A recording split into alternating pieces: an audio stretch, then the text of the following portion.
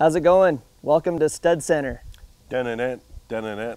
I'm Dylan Rose from skatethefly.com, and I'm here with the Northwest Reddington rep George Cook. We've been talking about wading boots today and studs, and who better to talk about studs than us? Hey, stud service available.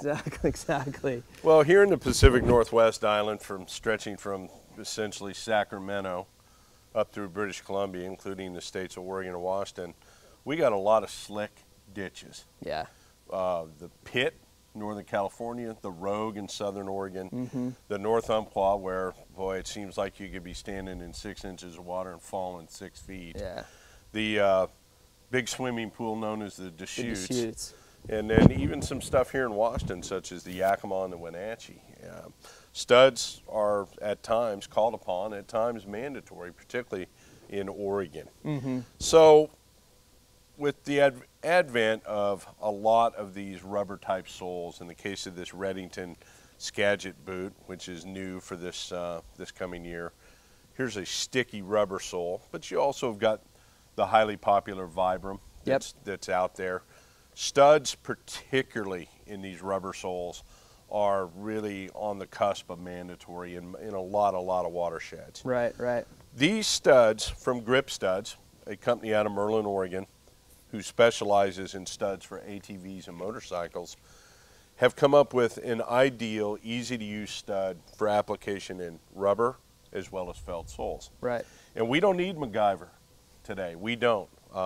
We can do this one ourselves, and believe me, if I can do it, anybody out there can do it. Great. So you've got this tool that comes with the kit, and the kit at $39.95 features a tool and 20 studs, which will give you up to 10 per boot, which is quite a few, really. Right.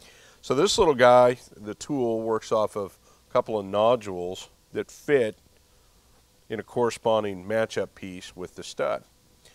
So on this particular Reddington boot, the sticky rubber sole, you can come into any one of these spots. I mean, you're going to pick your pattern. So let's go center stage right down here. So I'm going to come in on this guy, and I'm going to target that hole in a clockwise manner. Now, usually there's a little bit of first getting started to get it rolling, but once that's in there, this is a relatively quick, easy, and painless procedure. It's almost like a wine bottle corkscrew where you kind of get it lined up with the point, put it in the rubber, get the little blade started, and then once it's started, it just goes right in. And there she is. And you can see this one in the back, this one in the front. And, you know, so there's your entry and exit if you want to remove them. Say you decide, well, I want a different spot, line that guy up, counterclockwise. Sure. Here we go. Out she came. And this is a tungsten carbide screw that has a little tip on it, basically, and that's really what's going to poke out of the rubber or the felt and give you that That's your traction element there. Yeah. And because that's a tungsten carbide piece, that is a long-lasting piece. Yeah. You've got enough surface to last a while. And the other thing that's cool about these is if and when you do get a little wear, you can actually adjust this. You can micro-tune it just a bit, so I want to raise it, you know, some minuscule amount, 1/32. I can pop that up. Just give it a little more purchase. This allows me to play that game. Yeah. Okay. So there was a rubber sole example. Here's felt. Felt being still extremely common for angling.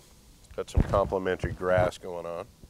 So I've got one in there, and so I'm going to take a spot right across. Again, I'm coming in kind of corkscrew style, and I'm going to hit that thing